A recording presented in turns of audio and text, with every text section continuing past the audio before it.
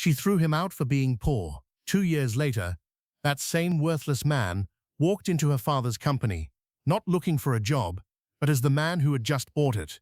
How did this happen? What turned his life around? Why was her father's company up for sale? And how did she react when their eyes met again after all that time? Get ready for a story of heartbreak, transformation, and a twist no one saw coming. This is the story of Alex, a young man who once had nothing. No money, no job, not even a place to call home. But he had something far more powerful: love. It was a bright Saturday morning, inside a small room. Alex stood in front of the mirror. He was wearing a black suit. His hands were shaking as he fixed his tie. Today was his wedding day. He smiled at his own reflection, but his eyes told the truth. He was worried. Deep inside, his heart was heavy. He whispered to himself, "I hope I'm doing the right thing. I don't have money, but I love her. I really love her." His best friend, Joseph, walked into the room, carrying a small camera. "Guy, you're still standing here? The bride is almost ready. Come on." Alex laughed a little and turned to Joseph. "Do you think I'm making a mistake?" Joseph looked at him confused. "Why would you say that? You're marrying the woman you love." Alex sighed. "I understand, but luxury is what she's used to. Her father paid for everything, even this suit I'm wearing. I don't even have a job. What if I can't give her the life she's used to?" Joseph walked closer and placed his hand on Alex's shoulder. "Listen, you may not have money now, but you have a good heart. Gloria sees that, and that's why she said yes. Just trust God and trust yourself. One day, you'll be the one paying for other people's weddings." Alex smiled slowly. "Amen." There was a knock on the door. A voice shouted, "Alex, the bride is coming downstairs." Alex stood up straight. He picked up the small black ring box and walked to the door with Joseph beside him. Today might be the beginning of a good life or a painful lesson. Downstairs, the guests were already seated. The hall was filled with gold and white balloons. There were big flowers everywhere. Waiters walked around with drinks and small chops. Then the music changed. Everyone turned. Gloria stepped into the hall. She looked like a princess. Her dress was white and long, with shiny stones around the neck. She held a small flower in her hand. Her makeup was perfect. Her smile was wide. But her eyes, they looked like she had something on her mind. She walked slowly, with her father, Mr. Jerry, holding her hand. Mr. Jerry smiled proudly. The music was soft. The pastor smiled as he looked at the couple. "Do you, Alex, take Gloria as your wife?" Alex looked into her eyes and said, "Yes, I do, with all my heart." "Do you, Gloria, take Alex as your husband?" Gloria looked around. Her eyes met her father's. Mr. Jerry nodded at her slowly. She turned back to Alex. "Yes, I do." The pastor raised his hands. "You may now kiss the bride." Everyone clapped. The hall was filled with joy. Some people danced in their chairs. Others wiped tears from their eyes. The camera light kept flashing. Alex held Gloria's hand tightly. His smile was wide, but his heart was still bothered. He leaned close to her ear and whispered, "Thank you for choosing me, even when I have nothing." Gloria gave a small smile. Alex was ready to love her with all he had, even though all he had was hope. 2 months later, Gloria sat in her father's office, laughing. She wore a new red dress with gold earrings. Her nails were long and shiny. She looked rich, and she was. Her father, Mr. Jerry, pushed a file across the table. "Sign here. I believe this role of executive assistant to the CEO is the perfect stepping stone for you as my right-hand person. You'll be involved in daily operations, attend key meetings, and gain insight into strategic planning and decision-making processes.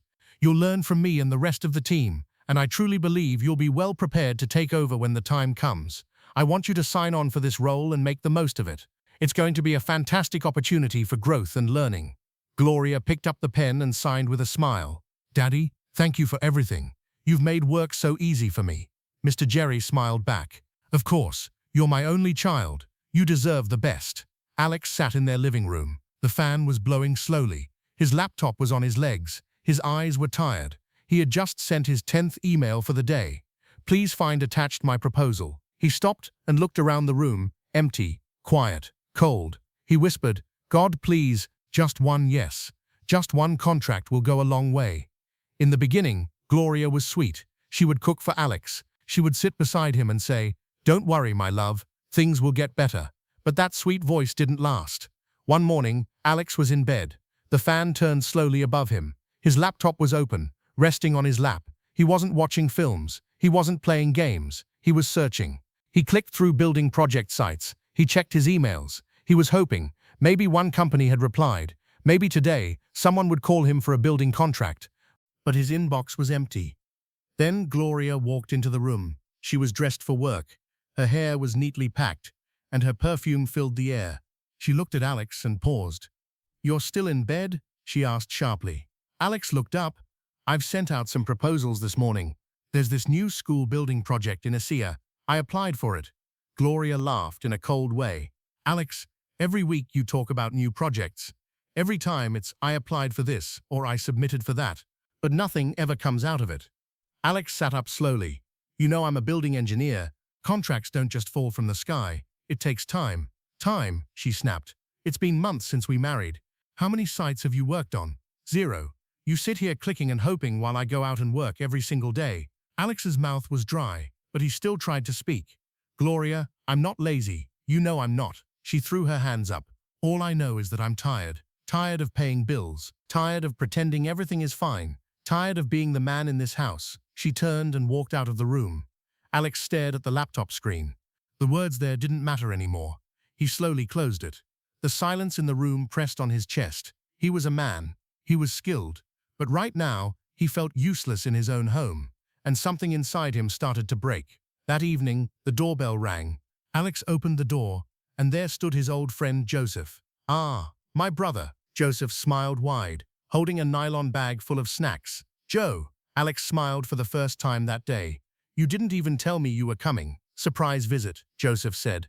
"I brought some snacks and malt. Let's sit and catch up." They sat in the living room. The fan made a soft sound above them. The TV was off. The room was quiet. Joseph passed a snack to Alex. "Eat. You look like someone who hasn't smiled in months." Alex took it and laughed. "It's not easy, Joe. Life is just hard these days." Joseph nodded. "I know. I've been there. But don't give up, Alex. You're smart. One day, everything will turn around." Alex looked down. "Gloria doesn't believe in me anymore. She talks to me like I'm nothing." Joseph sat up. "Listen, just keep pushing. You don't need 10 people to believe in you, just one person. And I believe in you." Alex smiled, but his eyes were red. Just then, Gloria walked into the room. Her arms were crossed. "So this is what you do when I'm not home? Sit with your jobless friend and eat snacks?" Joseph stood up, surprised. "Ah, good evening, Gloria." She ignored him. "Alex, do you even feel shame?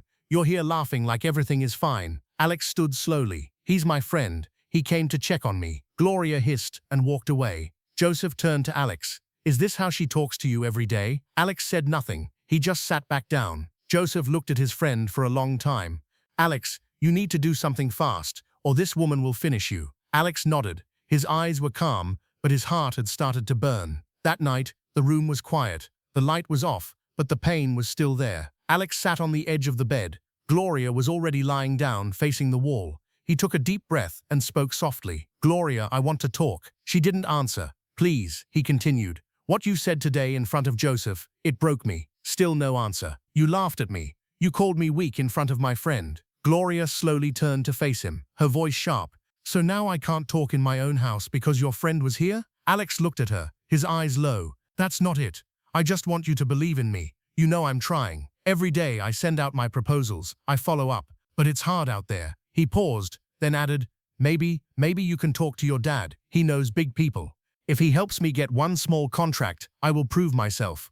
Gloria sat up at once. "So that's it," she said loudly. "This is why you married me, right? For my father's connections?" Alex looked shocked. "No, Gloria, I love you. I only asked for a chance." "Keep your chance to yourself," she shouted. "You want to use my father now? You think he'll just hand you a job because you married me?" Alex tried to hold her hand, but she pulled away. "I regret saying anything," he said quietly. Gloria hissed, turned her back again, and pulled the blanket over her shoulder. "Next time, think before you speak." Then she closed her eyes. Alex sat there alone in the dark. His chest was heavy, his heart was tired. That night, sleep did not come to him. 1 week passed. The house stayed quiet. Gloria only spoke when it was necessary. Alex spent most of his time in the small study corner, still sending out building proposals. One morning, his phone rang. It was Joseph. Alex picked up quickly. "Hello, bro." "Guy," Joseph said, full of joy. "I have news. Big news." Alex smiled. "Tell me. I'm ready. I got the job. That big company I told you about, they picked me. I signed yesterday." Alex's smile grew wider. Joseph, that's amazing. I'm so happy for you. Wait, that's not all. Joseph laughed. They gave me a brand new car. This is big. I'm really proud of you. You're next, man. I believe in you. Just keep pushing, Joseph said. Alex nodded slowly, even though Joseph couldn't see him. Thanks. Thank you, Joseph. They ended the call. Alex put the phone down and looked around the room. He was happy for his friend. Truly, he was. But deep inside, something else was growing. Something quiet. Something sad. He looked at his laptop. The screen was still open. The cursor blinked, waiting. Alex sat back and closed his eyes. He whispered, "When will it be my turn?" And once again, silence answered him. It was a bright Monday morning. Alex wore his cleanest shirt. Then he sprayed his perfume and looked at himself in the mirror. He picked up his file full of building proposals. He had a big meeting with a construction company that morning. He walked to the garage and looked at Gloria's second car. He had never touched her cars without asking, but she had already gone to work with the main one, and he didn't want to miss the meeting. He took a deep breath. "Just for today," he said quietly. He opened the door and entered the car. His heart was beating fast. He didn't want trouble. As he drove off, he prayed, "God, please, let today be different. Let them like my proposal. Let them give me a chance." He reached the company gate at exactly 10 a.m. The security man checked him and allowed him in. Alex walked into the building with hope in his chest. Today could change everything. Alex sat in a small office.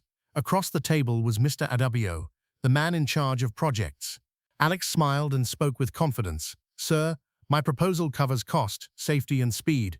I've handled some buildings in the past. If you give me this contract, I promise you won't regret it." Mr. Adabio looked through the papers and nodded slowly. Not bad, young man." Just then, Alex's phone rang. He looked at the screen. It was Gloria. He quickly pressed the silent button. "Sorry, sir. Please continue," Alex said. Mr. Adabio raised his hand, telling him to wait. "Is everything okay?" "Yes, sir. Just my wife," Alex said with a small smile. Mr. Adabio nodded and looked back at the papers. But before he could speak again, the phone rang again. Alex sighed and muted it again. "Maybe you should pick it," Mr. Adabio said, looking annoyed. "No, sir. It's fine," Alex replied. But then it rang again, and again, and again. Alex felt sweat on his forehead. Mr. Adabio dropped the file and stood up. "Is this how you handle serious meetings? If you cannot control your phone, how will you control a building site?" Alex stood up quickly. "Sir, please give me one more minute. I can explain." But the man pointed to the door. "You are not serious. Please leave my office." Alex stood there frozen. "Sir, please leave," Mr. Adabio shouted. Alex slowly picked up his file and walked out. His hands were shaking. His legs felt weak. When he got outside, he opened his phone. He saw 15 missed calls from Gloria.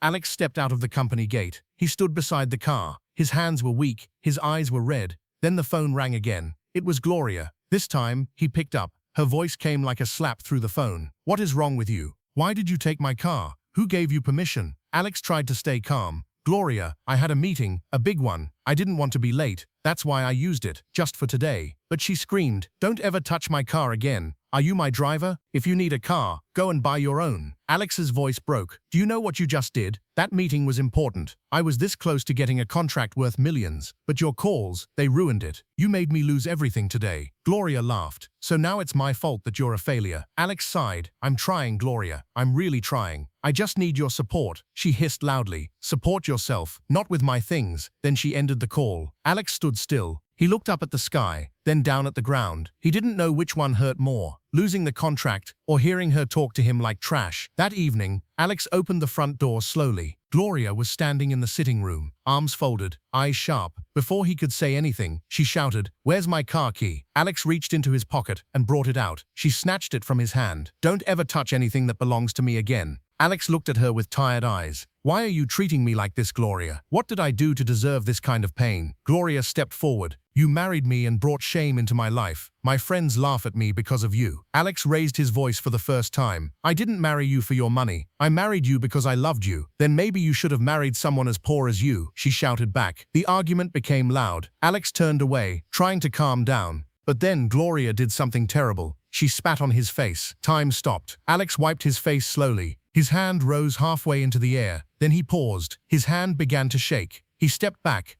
Gloria smiled. "Touch me, and I'll send you to jail." My father will make sure of it.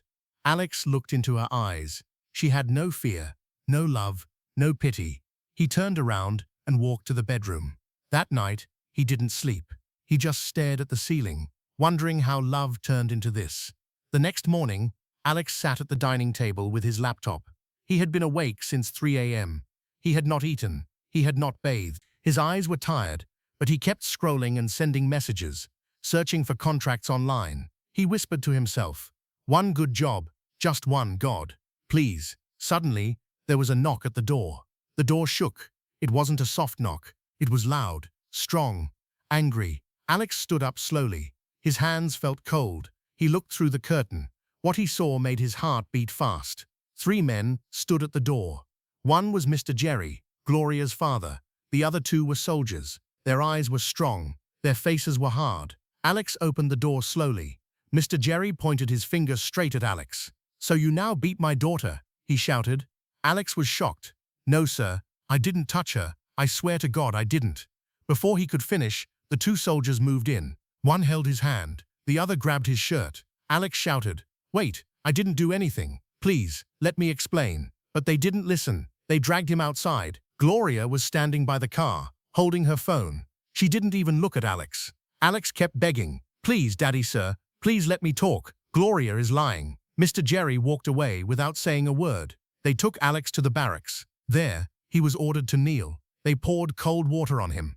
They gave him hard tasks under the sun. They shouted at him, pushed him, made him crawl on the ground. Alex said nothing. He didn't scream. He didn't fight back, but his heart was broken. Tears rolled down his face. He wasn't crying from the pain. He was crying from the betrayal. "How can someone I love do this to me?" he whispered. Nobody answered. That day, Alex lost something inside him, something that would never come back. After 3 days, Alex came back home. His lips were dry. His face was swollen. His body had bandages. His steps were slow. He opened the front door and walked into the sitting room. Gloria was there, sitting on the couch, pressing her phone. Alex stood in front of her. His voice was low, but his heart was shouting inside. "Why did you lie to your father?" he asked. "Why did you do this to me, Gloria?" She looked at him. She didn't say sorry. She didn't stand up. Instead, she brought out a white envelope and threw it at his face. "Sign it," she said. "I want a divorce. Leave my house today." Alex stood still. He opened the envelope. It was real. Divorce papers. He looked at her again, hoping to see love, hoping to see tears.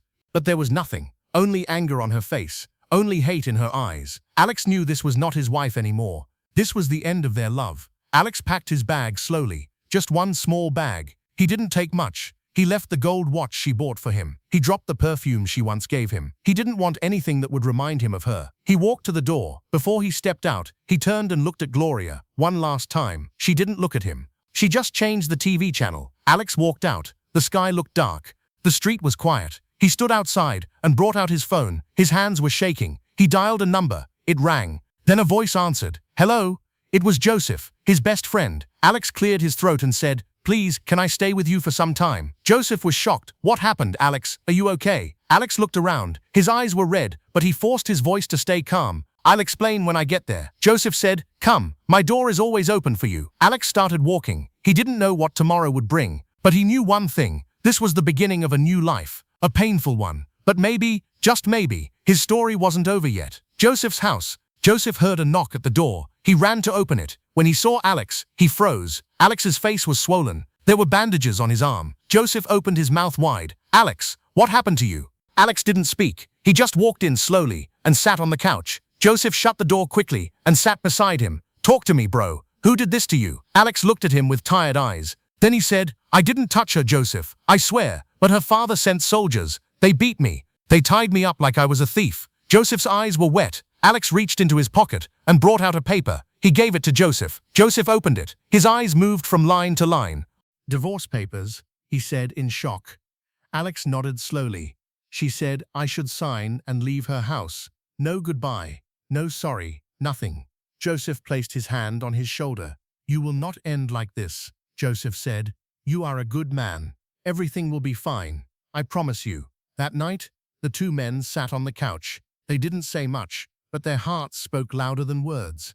Back at Gloria's house, she sat alone in the sitting room. She wore a short red gown. Her face had makeup, and her lips were shining. She crossed her legs and smiled. A bottle of red wine was on the table. She poured it into a glass, took a slow sip, and leaned back on the chair. She picked up her phone and played soft music. Then she smiled again.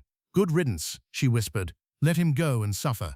I don't need a broke man in my life." She felt proud. She thought she had won. She believed she was free. She laughed alone. But what she didn't know was that the same man she threw away, the same man she called broke, was about to rise again. And when he does, she will not be ready for what's coming.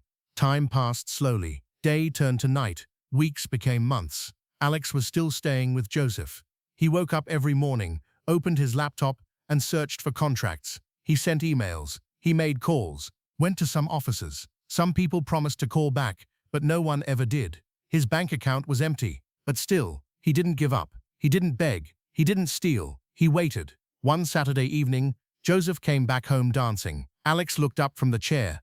"Why are you smiling like this?" he asked. Joseph threw his car key on the table and shouted, "I got promoted, bro. I'm now the new HR manager." Alex stood up at once and hugged him tight. "Wow, this is big news, Joseph. I'm so happy for you." Joseph looked at him. "Are you not sad? You've not even gotten a job yet." Alex smiled and said, "Why will I be sad? Your win is my win. You're my brother." Later that night, when Joseph had gone to bed, Alex knelt beside the bed. He whispered, "God, please remember me too. I'm happy for Joseph, but please, I need help too." His voice was low, but heaven heard it. One bright morning, Alex wore his best shirt and left the house. He took a bike and stopped in front of a church. He stood outside for a while. He was nervous, but he needed help. He walked in. Inside the office, Pastor John was sitting with his Bible open. He looked up and smiled. "Alex, it's been long. How are you?" Alex sat down slowly and said, "Pastor, I'm not fine." He told him everything. How Gloria lied, how the soldiers came, how he was beaten, how she threw divorce papers at him.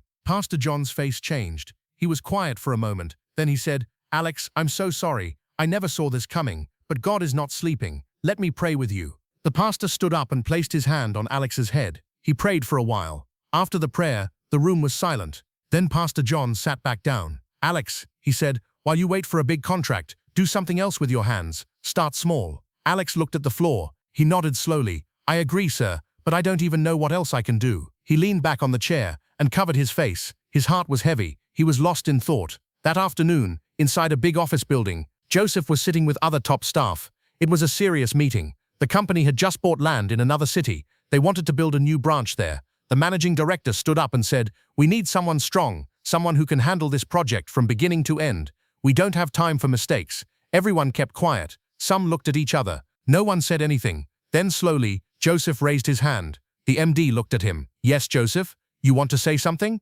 Joseph stood up. "Sir, I know someone. He's very good. He built our university hall back then. He knows how to manage people. He's honest. He just needs a chance." The MD raised his eyebrows. "Who is this person?" Joseph smiled. "His name is Alex. He's an architect and a project manager." The room was silent. One of the directors spoke. "We like people that are tested and trusted, but if you're sure of this man, bring him in. Let's meet him." Joseph nodded. "Thank you, sir. I will bring him tomorrow." His heart was beating fast. This could change everything for Alex, and deep down Joseph knew this was the right time.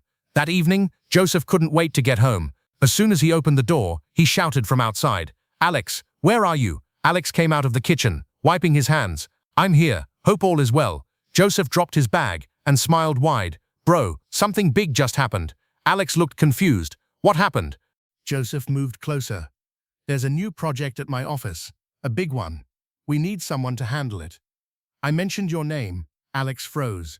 "You mentioned me?" Joseph nodded. "Yes. They want to see you tomorrow. They're ready to talk. They're ready to trust you." Alex sat down on the sofa. His mouth was open. Tears filled his eyes. He stood up and hugged Joseph tight. "Thank you, my brother. Thank you. I thought my life was finished, but you remembered me." Joseph smiled and tapped his back. "God has remembered you, not me. This is your time. Just be ready." Alex nodded. Tears rolled down his cheeks as he whispered, "I will not fail. Not this time." He didn't sleep much that night, not because he was worried, but because hope had returned. And when hope enters a man's heart, everything can change. The next morning, Alex woke up very early. He brushed his teeth, took a clean bath, and wore his best clothes. He wore a plain shirt, black trousers, and polished shoes. He looked in the mirror and whispered to himself, "Today is the day." He picked up his old file, the one he used for his drawings and work samples. It looked old, but the paper inside was precious. Joseph was already waiting outside in the car. As Alex entered the front seat, Joseph looked at him and smiled. "You look ready, my brother." Alex nodded slowly. "I am. I just pray they see what you see in me." Joseph turned the key. The car moved. Inside the car, they didn't talk much. Alex kept praying in his heart. He thought about all the pain he had been through and all the people who forgot him. Soon they arrived at the company. Joseph walked him to the big meeting room. 5 people were sitting there. One of them said, "You must be Alex." Alex greeted them gently. "Yes, sir. Thank you for this chance." The head of the meeting spoke. "Joseph told us good things about you, but we want to hear from you too. What can you do?" Alex opened his file. He showed them some pictures. He explained how he managed different building projects in the past. He told them how he handled workers, time, and money. He spoke with confidence, but with respect. After 20 minutes, the man in the middle looked at the others. Then he turned to Alex. "We like what we see. We like what we hear. We are giving you the contract." Alex's heart jumped. The man continued, "It's a big job. We want a full building, offices, car park, generator house. The full plan is in this folder. The contract is worth over 700,000. Alex held the folder with shaky hands. He looked at Joseph. Joseph smiled and nodded. Alex swallowed hard. "Thank you, sir. I won't fail you." The building project went very well. Alex worked day and night. He gave it everything. He planned well. He paid his workers on time. He followed every step of the work, and the building came out strong, clean, and beautiful. The company was so happy they even gave him a thank you bonus. But that was just the beginning. 2 weeks later, another company called. "Are you the engineer that built that tower?" they asked. Alex said, "Yes." They gave him another job. Then another person called, then another. People were now talking about him. In just 5 months, Alex became one of the most trusted building engineers in Lagos. He bought a new house, not just a small one, but a big one in Lekki. He also bought a car, a clean black SUV. One morning, he looked at the keys in his hand and smiled. "I remember the day I had nothing. I was crying in Joseph's room. Now look at me," he said. He used part of the money to open his own office. He hired 2 staff. He gave his first job to a young man who was also struggling, just like he once was. Alex was no longer the man who was thrown out. He was now the man everyone wanted to meet. It was a bright Friday afternoon. Alex was sitting in his new office, looking at some building plans. His air conditioner was blowing gently. The office smelled fresh. Then he heard a knock. He looked up. "Come in." The door opened slowly. It was Joseph. Alex stood up at once, smiling. "My brother," he shouted. They shook hands like 2 boys who just won a football match. "This office is fine, Alex," Joseph said, looking around. "It's your prayers that built it," Alex said, smiling. They sat down and laughed for a while. They remembered the days when they were both broke. Joseph looked at Alex and shook his head slowly. "You came a long way, my brother, but you're just getting started." Alex leaned forward. "How do you mean?" Joseph smiled. "You already build houses. Why not go into real estate proper?" Alex raised his eyebrow. "Real estate?" "Yes," Joseph said. "It's not far from what you're already doing. You can buy land, sell it, or build houses and rent them. People are making serious money there." Alex kept quiet for a while. Then he said, That's a good idea." Joseph laughed. "It's more than good, Alex. It's gold." Alex nodded slowly. They talked for hours. When Joseph was leaving, he turned at the door and said, "This is only the beginning. Watch what God will do next." Alex stood by the window after Joseph left. He looked at the busy Lagos street, and for the first time, he saw something new. He saw land and buildings and a bigger future. 2 weeks passed. Then one morning, Alex picked up his phone. He called his bank manager. "I want to buy shares in some big real estate companies," he said. The man was shocked. "Sir, that is a good move. You want me to help you with it?" "Yes, and make it fast," Alex replied. By the end of that week, Alex had shares in 3 of the biggest real estate companies in Lagos. One of the companies called him soon after. "Engineer Alex, we saw your name in our system. We know your work. Can you help us handle a new estate project in Aja?" Alex smiled. "Yes, I can." Another company called the next day. Then another. Big men started calling him. Alex's name began to spread all around Lagos. His company account was growing. He had to hire new workers and expand his company. It was a quiet afternoon, far away from the busy city. Gloria sat in her living room alone. The curtains were closed. The TV was off. A cold cup of tea sat beside her, untouched. She looked tired. Her eyes looked like someone who had not slept well. Then her phone rang. She picked it up slowly. "Daddy," she said. Her father's voice came through, sharp and serious. "Gloria," he said, "it's been 2 years since your divorce. Where is your husband? Where is my grandchild?" Gloria rolled her eyes. "Daddy, please." "Not again," she said. "I'm getting old," he continued. "I need to carry my grandchild before I die. Daddy, please." She raised her voice. There was silence. Then she sighed and ended the call. She threw the phone on the chair and leaned back. She was tired of the same talk every time. Marriage, grandchild, husband. But deep inside her heart, there was something else. Regret. She looked around the quiet house. Everything was neat and fine, but she was not fine. Not at all. The next evening, Gloria was lying on her bed. Her eyes were open, staring at the ceiling. Then her phone rang again. She looked at it. It was not her father. It was her father's housemaid. She picked up quickly. "Hello?" The woman's voice came fast and shaky. "Madam, come quick. Your father just fainted.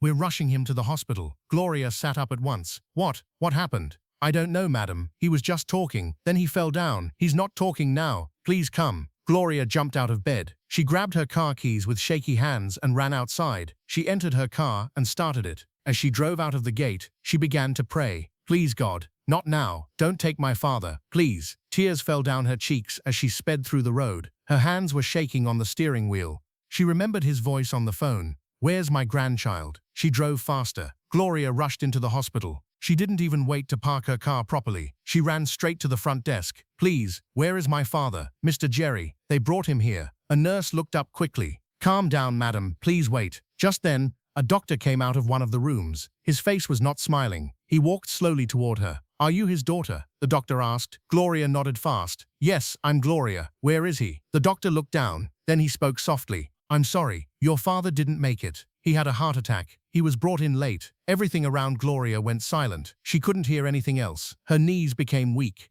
She dropped to the floor and cried out loud. "No, Daddy, no, you can't leave me like this." 2 nurses ran to her. They held her and helped her up. But her body felt empty. Her hands were shaking. Her heart was heavy. There was no one to hug her. No one to say, "It will be okay." She was all alone. Alone in a cold hospital with pain that words could not explain.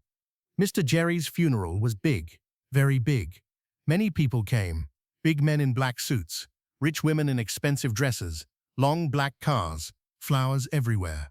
But Gloria did not see any of them. She sat under the white tent, dressed in black clothes, crying. Tears did not stop. Even when people tried to comfort her, she didn't answer them. Her eyes stayed on the coffin. Her heart was broken into pieces. Later that day, she returned home, her father's house, the only place she now called her own. But as soon as she stepped out of her car, 2 men in black suits walked toward her. One of them held a brown file. "Good afternoon, madam," the taller one said. "We are from Platinum Loans." Gloria frowned. "Platinum Loans? What's this about?" The man opened the file. "Your father took a big loan. He used all his houses, except this one you're living in, and even his company as collateral." Gloria's mouth opened in shock. "What? We're sorry, but now that he's gone, you have a few days to pay up, or everything will be taken over by Platinum Loans Limited."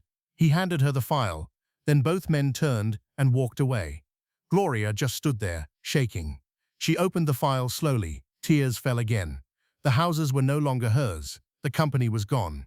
Everything her father left behind was now going to the loan company. She fell to the floor right there at the gate and cried again, this time not just for her father, but for everything she had lost and the fear of what would happen next. Gloria walked into the loan company building. Her eyes were red from crying. She sat in front of the manager and tried to keep calm. "Please," she said softly, "just give me more time. My father didn't mean to owe you people. He was sick." The manager looked at her. He didn't smile. "Madam Gloria," he said, "your father signed everything over to us. The company, the house he was living in, and even his shares. That was 5 years ago." Gloria's heart jumped. "5 years ago?" she asked, shocked. "But he never told me." "We gave your family notice," the man said, "many times, but nobody answered. We waited. Now he is gone, and we've taken over everything. The company is no longer yours." Gloria shook her head. "No, this is not fair." The man opened a drawer and brought out a thick file. "Look," he said, placing it in front of her. "Your father used Jerrycon Engineering as loan backup. He didn't pay. Now this company owns it. We are putting it up for auction next week." Gloria stood up slowly. Her legs were weak. She walked out of the building without saying another word.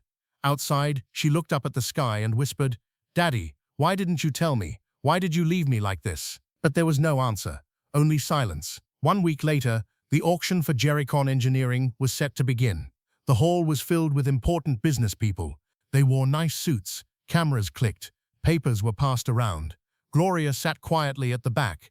She didn't want anyone to see her. Her eyes were fixed on the auction stage. That was her father's company. The company he spent 35 years building. Now it was being sold. The auctioneer picked up his microphone. "All right, ladies and gentlemen," he said, "we are starting the bid for Jericon Engineering. This company comes with 3 buildings, 2 warehouses, 2 residential buildings, and over 350 staff.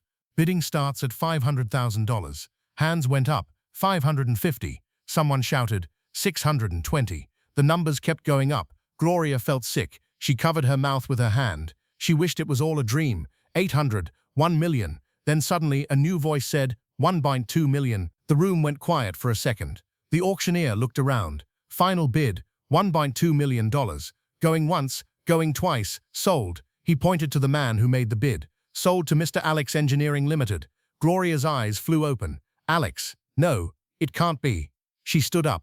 From the side door, Alex walked forward. He looked confident, calm, and very different from the man she once called poor. He shook hands with the auctioneer and signed the papers. He was now the new owner of her father's company. Gloria held her chest. She could not breathe well. Everything felt like a movie, but it was real. The man she once pushed out of her life had just bought everything her father left behind, and she was just standing there, watching it happen. After the auction ended, Gloria stood outside the hall, waiting. Her eyes were fixed on the door. Then Alex walked out, holding the final documents. She stepped forward quickly. "Alex, please, wait." He turned and looked at her, calm, quiet, strong. "You bought my father's company. Why, after everything that happened, why would you do this?" Alex looked at her for a long moment. Then he spoke. His voice was low but firm. "Your father, he never liked me. He arrested me with soldiers to beat me up. He looked at me like trash because I had nothing." Gloria looked down. She had no words. "I didn't do this seeking revenge.